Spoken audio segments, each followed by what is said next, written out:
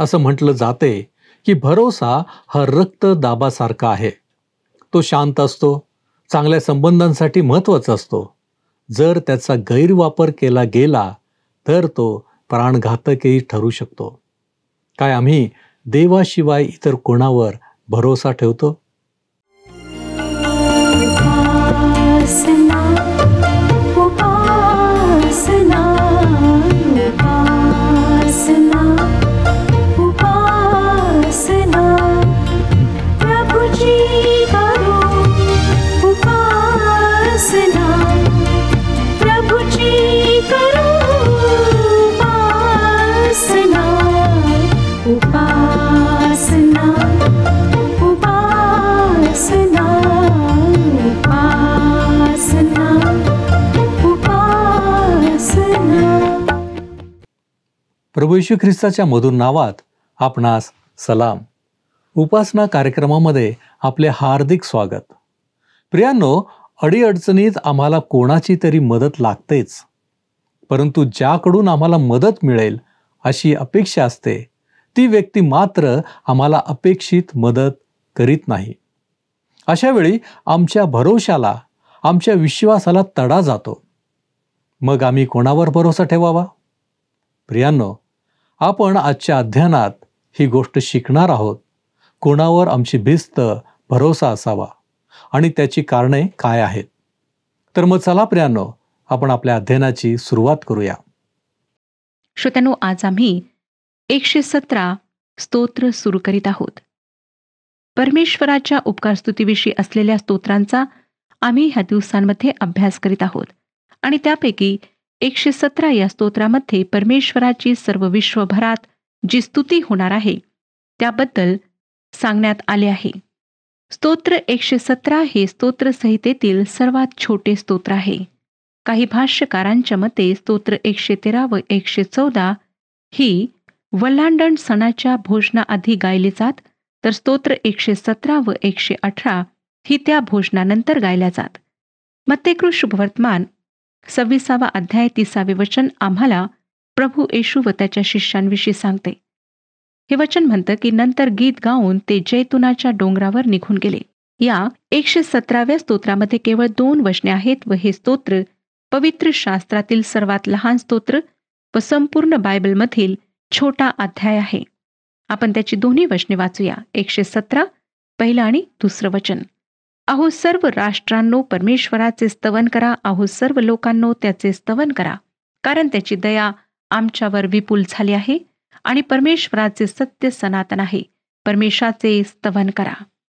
श्रोत्यांनो, यातील पहिले वचन भविष्यातील घटना विदित करणारे आहे. सर्व राष्ट्रे व सर्व वंश जेव्हा एकत्रितरित्या परमेश्वराचे स्तवन करतील, त्याला स्तुती गौरव देऊन त्याची उपासना करतील, त्याविषयी ते आहे. ते आजच्या युगाविषयी निश्चितच नाही, कारण आज लोक परमेश्वराची उपकार स्तुती करीत नाहीत. ते त्याच्यापासून पळून जात आहेत, त्याच्याकडे पाठ फिरवित आहेत. देवाच्या भविष्यवाद्यांनी इतरत्रही त्या दिवसाविषयी भविष्य विदित केले, जेव्हा राष्ट्रे एकत्र होऊन परमेश्वराची स्तुती व गौरव करतील. आपण ही गोष्ट अधिक स्पष्टपणे समजण्याकरिता जखऱ्याचे पुस्तक 2 अध्याय आणि 11 वचन वाचूया. जखऱ्याचे पुस्तक 2 अध्याय 11 वचन. त्या दिवसात बहुत राष्ट्रे परमेश्वराला येऊन मिळतील व माझी प्रजा बनतील. नंतर जखऱ्याचेच पुस्तक 14 अध्याय 16 वचन सांगते, आणखी असे होईल की यरुशलेमवर चढाई करून आलेल्या राष्ट्रांपैकी अवशिष्ट राहिलेले सर्व राजाधिराज सेनाधीश परमेश्वर याचे भजन पूजन करण्यासाठी व मंडपांचा सण पाळण्यासाठी प्रतिवर्षी यरुशलेमेस वर जातील. स्पष्ट आहे श्रोत्यांनो की राष्ट्रांनी परमेश्वराची आराधना करण्याच्या घटनेचा संबंध इस्रायलाच्या परमेश्वराकडे वळण्याशी आहे. आता दुसरा प्रश्न हा आहे की ही घटना केव्हा घडून येईल, आणि त्याचे उत्तर आम्हाला 117व्या स्तोत्राच्या 2 वचनात सापडते. आम्ही हे वचन वाचलेलं आहे. ह्या ठिकाणी आम्ही म्हणजे इस्रायली लोक, इस्रायल देश आणि छळाचा काळ संपल्यानंतर ही घटना घडणार आहे. परमेश्वर इस्रायलाशी अतिशय दयाळूपणे वर्तन करणार आहे. प्रभू त्यावेळेस आपले राज्य या पृथ्वीवर प्रस्थापित करण्यासाठी येणार आहे व त्याच वेळेस तो इस्रायल व सर्व राष्ट्र यांच्यावर मोठी कृपा करणार आहे. या संदर्भात मिखा संदेष्टा परमेश्वराला उद्देशून काय म्हणतो ते आपण मिखाचे पुस्तक 7 अध्याय आणि 20 वचनात वाचूया. प्राचीन काळापासून तू आमच्या वडिलास शपथपूर्वक सांगितल्याप्रमाणे याकोबाबरोबर सत्यतेने व अब्रामाबरोबर वात्सल्याने वर्तशील. तसेच यशायाचे पुस्तक 54 अध्याय 7 आणि 8 वचने आम्हाला सांगतात, केवळ क्षणभर मी तुला सोडिले तरी मोठ्या करुणेने मी तुला जवळ करीन. रागाच्या आवेशात मी आपले तोंड तुझपासून क्षणभर लपविले, पण मी तुझवर दया करीन. तुझवर मी सर्व काळ प्रसन्न राहीन, असे तुझा उद्धारकर्ता परमेश्वर म्हणतो. आता या संदर्भातील नवीन करारातील वचने आपण वाचूया. तुम्हाला ठाऊक आहे का की प्रेषितांच्या कृत्याच्या पुस्तकातील 15व्या अध्यायात यरुशलेमेत भरलेल्या महासभेचे वर्णन आहे आणि त्यात यहुदी विश्वासणाऱ्यांचा समावेश होता. जुन्या करारातील भविष्य कसे पूर्ण झाले नाही हे त्यांना समजत नव्हते. या सभेच्या शेवटी प्रभू येशूचा शिष्य याकोब उठून उभा राहिला व म्हणाला, विदेशी लोकातून आपल्या नामाकरिता लोक काढून घ्यावे म्हणून देवाने त्यांची भेट कशी घेतली हे शिमोनाने सांगितले आहे. परमेश्वर आजच्या दिवसांमध्ये हीच गोष्ट करीत आहे. तो विदेशी लोकांमधून आपले लोक काढून घेत आहे. तो सर्व वंश, जाती, भाषा यांच्यातले लोक काढून घेत आहे व आपली मंडळी बनवत आहे. प्रेषितांची कृत्ये 15 अध्याय 15 ते 17 वचने त्या संदर्भात आपण वाचूया. प्रेषितांची कृत्ये 15 अध्याय 15 ते 17 वचने. ही वचने याकोबाने उद्गारलेली आहेत. वाचूया श्रोत्यानो. आणि त्याबरोबर संदेष्टांच्या उक्तीचाही मेळ बसतो. असे लिहिले आहे की यानंतर मी पुन्हा येईन व दाविदाचा पडलेला डेरा पुन्हा उभारून नीट करीन, यासाठी की शेष राहिलेल्या मनुष्यांनी व ज्या राष्ट्राला माझे नाव दिले आहे त्या सर्वांनी प्रभूचा शोध करावा. या संदर्भात आम्हाला 117व्या स्तोत्रात सांगितलेले भविष्य अधिक चांगल्या प्रकारे समजू शकते की भवितव्यामध्ये या पृथ्वीवरील सर्वजण प्रभू परमेश्वराची स्तुती करतील आणि त्यावेळेस 67व्या स्तोत्राच्या 7व्या वचनात स्तोत्र करता देव आम्हास आशीर्वाद देव हे जे म्हटले आहे ते पूर्णत्वास जाईल. आता आपण जे स्तोत्र प्रभू येशू ख्रिस्ताने शेवटल्या भोजनानंतर आपल्या शिष्यांबरोबर गायले त्याचा अभ्यास करणार आहोत. अर्थातच ते स्तोत्र आहे 118वे स्तोत्र. यहुद्यांच्या मुख्य सणाच्या वेळेस जी स्तोत्रे गायल्या जात त्या स्तोत्रांपैकी असलेले हे शेवटचे स्तोत्र आहे. त्या रात्री वल्हांडण सणाच्या भोजनाच्या वेळेस ज्या ठिकाणी प्रभू येशू ख्रिस्त व त्याचे शिष्य जेथे एकत्रित जमले होते त्या ठिकाणी अनौपचारिक वातावरणामध्ये काहीचे दुःख, काहीसा आनंद, पुढे होणाऱ्या गोष्टींविषयी हुरहुर, भय या सर्व भावनांचे मिश्रण होते. आणि त्यावेळेस आपल्या प्रभू येशू ख्रिस्ताने आपल्या शिष्यांसमवेत शेवटले भोजन घेतले. संपत चाललेल्या त्या सणातून त्याने काहीतरी नवीन गोष्टीची निर्मिती व स्थापना केली. त्याने नाशवंत भाकरी व द्राक्षरस घेतला आणि त्यातून एक सुंदर व अत्यंत महत्त्वाच्या विधीची स्थापना केली. आणि ती भाकरी व द्राक्षरस त्याच्या स्वत्यागाचे, समर्पणाचे प्रतीक त्याने बनवले. म्हणजेच त्याने प्रभू भोजनाच्या पवित्र विधीची स्थापना केली. श्रोत्यांनो, मत्तेयाने या संदर्भात म्हटले की त्यांनी गीत गायले व ते जैतुनाच्या डोंगराकडे निघून गेले. आणि ते गीत म्हणजे हे 118वे स्तोत्र आहे.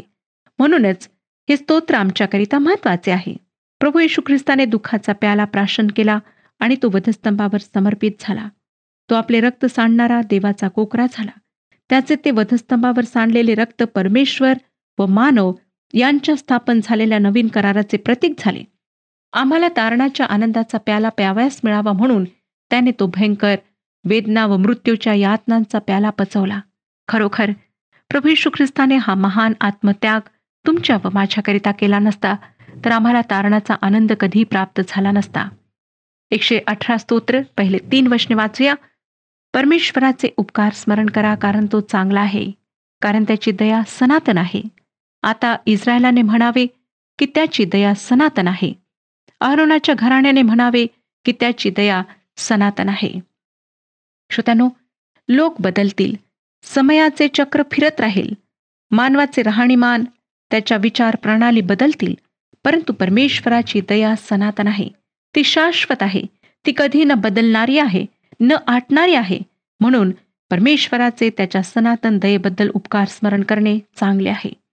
4 ते 6 या वचनांमध्ये तो म्हणतो, परमेश्वराचे भय धरणाऱ्यांनी म्हणावे की त्याची दया सनातन आहे. अडचणीत असताना मी परमेश्वराचा धावा केला. तो ऐकून परमेश्वराने मला प्रशस्त स्थळी नेले. परमेश्वर माझ्या पक्षाचा आहे, मी भिणार नाही. मनुष्य माझे काय करणार?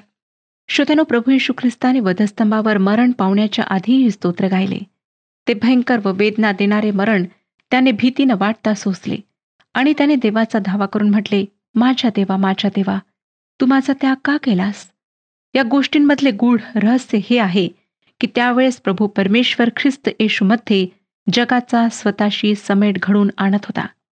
जेव्हा मार्टिन लुथर एका संप्रदायाच्या चुकीच्या तत्वाविरुद्ध एकटाच उभा राहिला, त्या प्रचंड धार्मिक साम्राज्याला त्याने एकट्यानेच टक्कर दिली, तेव्हा मला वाटते त्याच्याजवळ या स्तोत्रकर्त्याप्रमाणे हाच विश्वास असेल की परमेश्वर माझ्या पक्षाचा आहे, मी भिणार नाही. मनुष्य माझे काय करणार? पुढे तो 7व्या आणि 8व्या वचनात म्हणतो, माझा सहाय्यकर्ता परमेश्वर माझ्या पक्षाचा आहे. माझा द्वेष करणाऱ्यांची दशा माझ्या इच्छेप्रमाणे झालेली मी पाहीन. मनुष्यावर भरोसा ठेवण्यापेक्षा परमेश्वराला शरण जावे हे बरे. तसेच 9व्या वचनात तो पुढे म्हणतो, अधिपतींवर भरोसा ठेवण्यापेक्षा परमेश्वराला शरण जावे हे बरे. श्रोत्यानो, परमेश्वरावर भरोसा ठेवणे ही एक अत्यंत लाभदायक गोष्ट आहे. तुम्ही आपला भरोसा कोणावर ठेवता? मनुष्यावर की परमेश्वरावर? मी व माझ्या पतीने आमच्या सेवेच्या काळात परमेश्वरावर भरोसा ठेवण्याचा हा कित्ता अनेकदा गिरवला आहे. जेव्हा आम्ही त्याच्यावर भरोसा ठेवून चालतो तेव्हा कोणीच आमचे काही बिघडवू शकत नाही. 10 ते 12 वचनांमध्ये पुढे तो काय म्हणतो पहा, सर्व राष्ट्रांनी मला घेरिले आहे, परमेश्वराच्या नावाने मी त्यांचा उच्छेद करीन. त्यांनी मला घेरिले आहे, खरोखर मला घेरिले आहे. परमेश्वराच्या नावाने मी त्यांचा उच्छेद करीन. त्यांनी मला मधमाशांप्रमाणे घेरिले आहे, काट्या कुट्याच्या आगीप्रमाणे ते विझून जातील. परमेश्वराच्या नावाने मी त्यांचा उच्छेद करीन. त्या काळातले रोम अनेक भाषा बोलणाऱ्यांनी गजबजले होते आणि रोमी सरदारांनी प्रभू येशूला वधस्तंभी दिले. तो रोमी शिपायांच्या हाती वधस्तंभी गेला. त्याच दिवशी त्या साम्राज्याचे दिवस भरले. पुढे स्तोत्रकर्ता परमेश्वराने दिलेल्या सुटकेविषयी परमेश्वराचे गौरव करतो. तो 14 ते 17 ह्या वचनांमध्ये म्हणतो, परमेश माझे बल व माझे गीत आहे, तो माझे तारण झाला आहे. उत्सवाचा व तारणाचा शब्द नीतिमानांच्या वस्तीत आहे. परमेश्वराचा उजवा हात पराक्रम करीतो. परमेश्वराचा उजवा हात उभारलेला आहे. परमेश्वराचा उजवा हात पराक्रम करीतो. मी मरावयाचं नाही तर जगेन आणि परमेश्वराच्या कृत्यांचे वर्णन करीन. श्रोत्यांनो, आमचा परमेश्वर महान आहे. या वचनात प्रभू येशू ख्रिस्ताच्या पुनरुत्थानाचा संदर्भ दिलेला आहे. दुसरी गोष्ट या ठिकाणी सुचविण्यात आली आहे ती ही की इस्रायल देश सर्व काळ टिकून राहील. जे प्रभू येशू ख्रिस्ताच्या वधस्तंभावरील मृत्यूवर व त्याच्या पुनरुत्थानावर विश्वास ठेवतात, ज्यांनी त्याला आपला उद्धारक म्हणून स्वीकारले आहे, अशांनाही पुनरुत्थानाची आशा आहे. ते शारीरिकरित्या मरण पावले तरी ते मरणातून पुन्हा उठतील.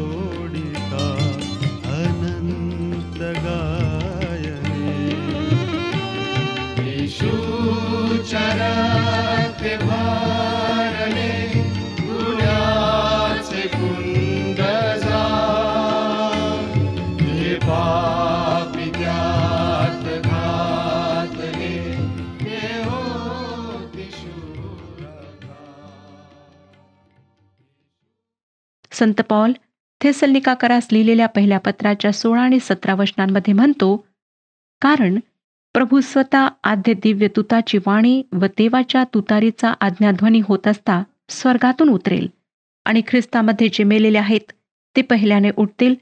मग जिवंत उरलेले आपण त्याचबरोबर प्रभूला सामोरे होण्यासाठी मेघारूढ असे अंतराळात घेतले जाऊ आणि तसेच सर्वदा प्रभूजवळ राहू.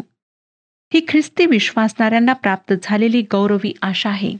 18व्या वचनात पुढे तो म्हणतो, परमेश्वराने मला जबर शासन केले तरी मला मृत्यूच्या हवाली केले नाही. पवित्र शास्त्र आम्हाला सांगते श्रोत्यानो, की तुमचे व माझे अपराध प्रभू येशूकडे मोजण्यात आले. आमच्या अन्यायाबद्दल प्रभू पित्याने त्याला जबर शासन केले. त्याला देहदंड भोगावा लागला, परंतु तो मृत्यूच्या हवाली राहिला नाही, तर तो मृत्यू जय झाला.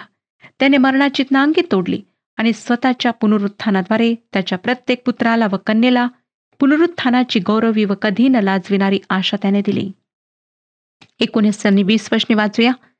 माझ्यासाठी नीतिमत्वाची द्वारे उघडा, म्हणजे मी त्यातून प्रवेश करून परमेश्वराचे उपकार स्मरण करीन. हे परमेश्वराचे द्वार आहे, ह्यातून नीतिमान प्रवेश करोत.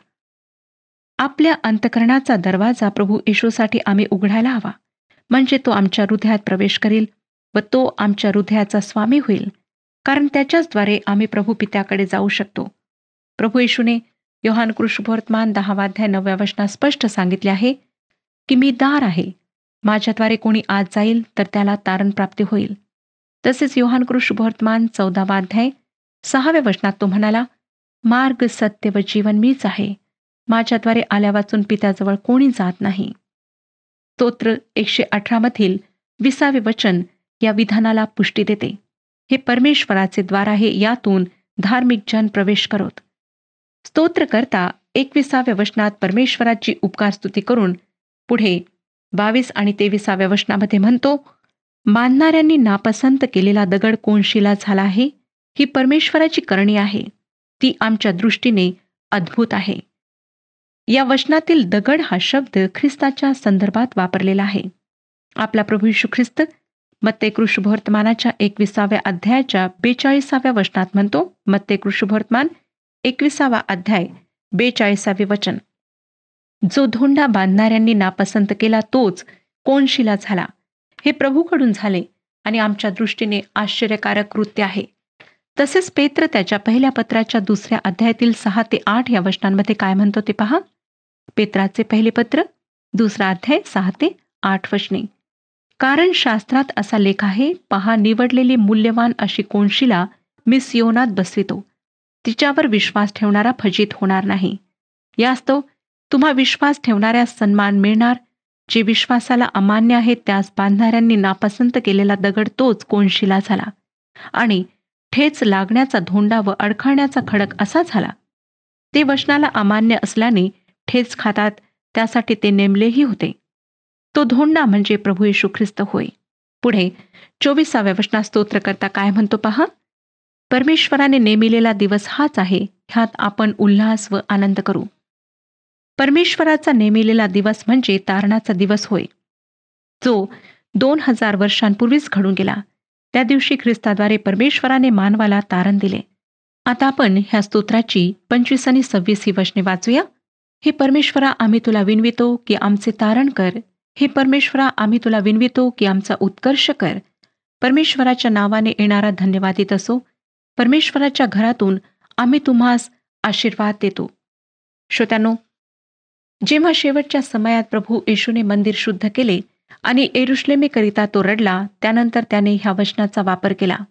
मत्ते शुभवर्तमान 23 अध्याय 38 आणि 39 या वचनात आम्ही हा संदर्भ वाचू शकतो. यानंतरच्या स्तोत्र 118च्या 28 व 29 या वचनांमध्ये स्तोत्रकर्त्याने प्रभू परमेश्वराची स्तुती केलेली आहे. आता आपण पुढच्या स्तोत्राकडे वळूया. पुढचे स्तोत्र म्हणजे स्तोत्र 119. या स्तोत्रात आम्ही परमेश्वराच्या वचनाबद्दल परमेश्वराची स्तुती करणार आहोत.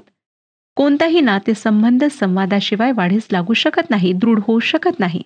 ज्यांच्यामध्ये संवाद नसतो ते एकमेकांकरिता अनोळखी असतात आणि ज्या विवाह संबंधात पती पत्नीमध्ये संवाद नसतो ते विवाह संबंध मोडून जातात. प्रिय श्रोत्यानो, तुमच्या, माझ्या व परमेश्वराच्या नातेसंबंधासाठी ही संवादाची गरज असते. आम्ही देवाची प्रार्थना करतो तेव्हा तो एकतर्फी संवाद किंवा नुसती बडबड किंवा भाषण असते. परंतु जेव्हा आमच्या प्रार्थनेच्या संदर्भात परमेश्वर आमच्याशी बोलतो तेव्हा आमच्या व त्याच्यामध्ये संवाद निर्माण होतो. आणि अर्थात परमेश्वराने त्याचे जे लिखित वचन आम्हाला दिलेले आहे, म्हणजे पवित्र शास्त्र दिलेले आहे, त्याद्वारे तो आमच्याशी बोलतो. जरा विचार करा की परमेश्वराने आमच्याशी तसा संवाद साधला नसता तर आम्ही परमेश्वराला ओळखू शकलो असतो काय? त्याचे मार्ग, त्याची इच्छा आम्हाला कळल्या असतात का? आम्ही त्याच्याच पवित्र मार्गात चाललो आहोत याची आम्हाला खात्री पटली असती काय? मुळीच नाही. या सर्व गोष्टींसाठी देवाचे पवित्र वचन वाचणे, त्याचा जीवनात अवलंब करणे आमच्याकरिता अपरिहार्य आहे. जर ते वचन आमच्याजवळ नाही तर आमची स्थिती भरकटलेल्या पतंगाप्रमाणे आहे, मार्ग चुकलेल्या प्रवाशाप्रमाणे आहे. आणि देवाचे वचन आमच्यासाठी आत्मिक अन्न आहे. ते नसले तर आम्ही दुष्काळात सापडलेल्या भुके कंगाल लोकांप्रमाणे आहोत. संत पौल तिमथ्याला लिहिलेल्या दुसऱ्या पत्राच्या 16 आणि 17 ह्या वचनात म्हणतो, तिमथ्याला लिहिलेले दुसरे पत्र 16 आणि 17 वचने, प्रत्येक ईश्वर प्रेरित शास्त्रलेख, सद्बोध, दोष दाखविणे, सुधारणूक, नीतिशिक्षण याकरिता उपयोगी आहे. त्याच्यापासून देवभक्त पूर्ण होऊन प्रत्येक चांगल्या कामात सज्ज होतो. श्रोत्यानो, आम्हाला सद्बोध, सुधारणूक, दोष समजून घेणे व नीतिशिक्षण या चारही गोष्टींची गरज आहे. आणि जर आम्ही ईश्वर प्रेरित वचनाचा अव्हेर करतो तर आमचे व परमेश्वराचे नातेसंबंध संपुष्टात येतात. देवाचे पवित्र वचन, त्याचे नियमशास्त्र आमच्याकरिता काय करते ते किती महत्वाचे आहे हे आम्हाला स्तोत्र 119 सांगते. या स्तोत्रात एकूण 176 वचने आहेत आणि प्रत्येक वचन काही अपवाद सोडता परमेश्वराच्या वचनाबद्दल स्तुती करणारे आहे. यावरूनच देवाच्या वचनाचे सामर्थ्य आम्हाला कळते. आम्ही इतर कोणत्याही गोष्टीवर भर देण्यापेक्षा देवाच्या वचनावर भर द्यायला हवा. मंडळीचे कार्यक्रम, मंडळीच्या कार्यपद्धती, मंडळीचे समारंभ या सर्व गोष्टींपेक्षा देवाच्या वचनावर भर देण्याची आम्हाला गरज आहे. कारण त्याद्वारेच आम्हाला देवाचे आशीर्वाद, त्याचे सत्य प्राप्त होते समजते. स्तोत्र संहितेतील काही स्तोत्रे अशी आहेत की त्यांच्या वचनाच्या पहिल्या शब्दांची सुरुवात हिब्रू वर्णाक्षरांनी होते. आणि स्तोत्र 119 असे आहे की त्याच्या प्रत्येक 8 वचनांसाठी एक हिब्रू अक्षर दिलेले आहे. म्हणून या स्तोत्राच्या विभागणीच्या सुरुवातीला आम्हाला हिब्रू वर्णाक्षरांची नावे आढळतात. हिब्रू काव्याच्या काही वैशिष्ट्यांपैकी हे एक वैशिष्ट्य आहे. परमेश्वराचे वचन आमच्याकरिता बीजाप्रमाणेही आहे. प्रेषित पेत्र त्याच्या पहिल्या पत्राच्या पहिल्या अध्यायातील 23व्या वचनात म्हणतो, पेत्राचे पहिले पत्र, पहिला अध्याय, 23वे वचन, कारण तुम्ही नाशवंत बीजापासून नव्हे तर अविनाशी बीजापासून म्हणजे देवाच्या जिवंत टिकणाऱ्या शब्दाच्या द्वारे पुन्हा जन्म पावलेले आहात. ज्या वचनाद्वारे येशू ख्रिस्ताला प्रगट करण्यात येते त्याद्वारे ख्रिस्ती विश्वासणाऱ्यांचा नवीन जन्म झालेला आहे. खरोखर देवाचे वचन जीवनी पाणी, जीवनी भाकर असे आहे. ते आम्हाला ख्रिस्तामध्ये केवळ नवीन जन्मच देत नाही तर आमच्या आध्यात्मिक वाढीसाठी सहाय्य पुरवते, आमचा जीव आनंदित करते, आम्हाला स्वातंत्र्य देते आणि आमच्याकरिता देवाचा आशीर्वाद आणते. देवाच्या अनेक सेवकांना स्तोत्र 119 पासून विशेष आध्यात्मिक लाभ प्राप्त झालेला आहे. आता आपण पहिला भाग म्हणजे आलेफ या वर्णाक्षराने सुरू होणारा विभाग पाहूया. 119 स्तोत्र पहिली 2 वचने वाचूया. जे आपले वर्तन चोख ठेवून परमेश्वराच्या नियमशास्त्राप्रमाणे चालतात ते धन्य.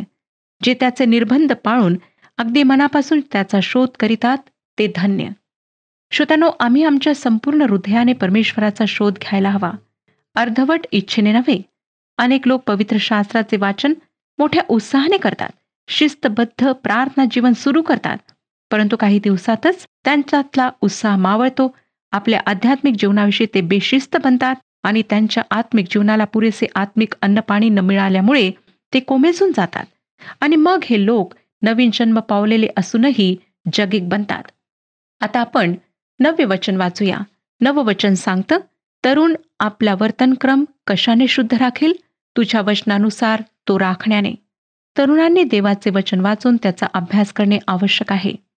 आजच्या जगामध्ये अनेक अशा गोष्टी आहेत की ज्या तरुणांना स्वतःकडे आकर्षित करीत आहेत. अशा वेळेला अवश्य आहे की तरुणांनी परमेश्वराच्या वचनानुसार आपलं जीवन शुद्ध आणि पवित्र राखावं. श्रोत्यानो, मला खात्री आहे की आजच्या वचनाच्याद्वारे परमेश्वर आपणाशी बोललेला आहे. परमेश्वर आपणा सर्वांस आशीर्वाद देऊ. मागील कार्यक्रमातील प्रश्नाचे उत्तर आहे बी. 113 ते 118 या स्तोत्रांना स्तवनाची स्तोत्रे म्हटले जाते. आजचा प्रश्न, बायबलमध्ये सर्वात अधिक वचने असलेले स्तोत्र कोणते आहे? ए. 117, बी. 118, सी. 150, डी. 119.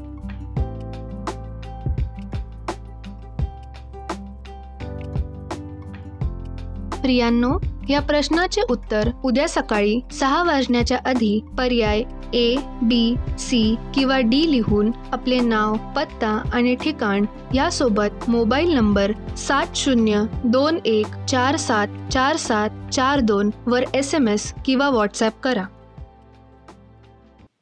प्रियांनो, आपण हे शिकलो आहोत की मनुष्यावर भरोसा ठेवण्यापेक्षा परमेश्वराला शरण जावे हे बरे. ज्या ख्रिस्ताने आमच्यासाठी देहदंड सोसला, काय तो आमची काळजी घेणार नाही का? आम्हाला फक्त त्याच्यासाठी आमच्या हृदयाचे द्वार उघडे ठेवावे लागेल. प्रियांनो, यासाठी आपण तयार आहात काय? देवाची वचने आम्हाला मार्गदर्शन करणारी आहेत. काय आपण हे मार्गदर्शन स्वीकारण्यास तयार आहात? आपण प्रार्थना करू. आमच्यावरती प्रीती करणाऱ्या आमच्या महान प्रेमळ परमेश्वरा, तुझ्या नावाला मी धन्यवाद देतो, तुझी स्तुती करतो. प्रभूजी, तुझ्या चरणापाशी तू आम्हाला घेत आहेस, तू आम्हाला शिकवत आहेस, तू आम्हाला मार्गदर्शन करीत आहेस. आणि होय प्रभूजी, या सर्व गोष्टी तू आमच्यासाठी यासाठी करतो की तुझी प्रीती आजही आमच्यावरती आहे. प्रभूजी, आम्ही तुझी लेकरं आहोत हे तू विसरत नाहीस. आणि म्हणूनच प्रभूजी, आज आम्ही तुझी लेकरं या नात्याने योग्य कृती करण्यासाठी तुला आम्ही विनंती करतो, आमच्या जीवनामध्ये तू आम्हाला आशीर्वादित कर. अयोग्य गोष्ट न करण्यासाठी तू आम्हाला सहाय्य कर. आणि होय प्रभूजी, आमची प्रत्येक कृती ही तुला गौरव देणारी व्हावी, म्हणून आम्ही स्वतःला तुझ्या हाती सोपवितो. आमचा स्वीकार कर. येशू ख्रिस्त आमचा प्रभू याच्याद्वारे मागतो, म्हणून तू ऐक. आमेन. ख्रिस्ताने तुम्हाला निवडले आहे, म्हणून योग्य फळ द्या. प्रभू आपणास सहाय्य करो.